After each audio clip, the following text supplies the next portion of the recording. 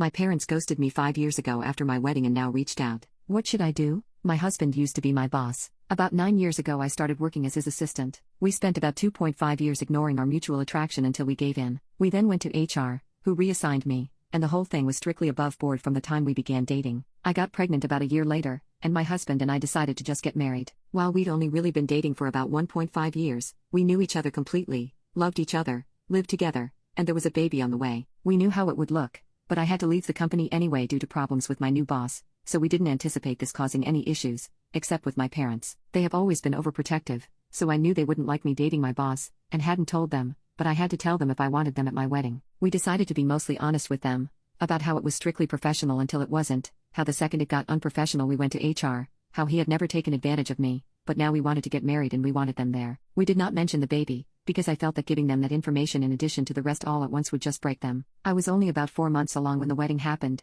so the bump was easily hidden by a flowy dress. The wedding itself went off without a hitch, and apart from my mother pulling me into the bathroom shortly before the ceremony to ask if I was sure about this, which I said I was, my parents seemed to take it well. The ceremony and reception were at 2 different venues, and we had to travel from one to the other, and my parents never arrived at the reception. I called them and got ignored, and then my brother called them and they told him that they were going home. I don't remember the exact reason they gave, but it amounted to them being tired and uncomfortable. I tried contacting them after the wedding, but found that I was blocked on everything except email, which I used to send them a long letter essentially saying that I'm an adult who made an adult choice and I hope they can respect that. 5 years later, I have not heard from my parents since my wedding. My husband and I are not big on social media in general, but I recently posted something for our 5th anniversary in which I mentioned our 2 kids and third on the way. Within a month of making this post, my parents left a voicemail saying they saw the post, and, having had no idea that they had grandchildren previously, now want to meet them.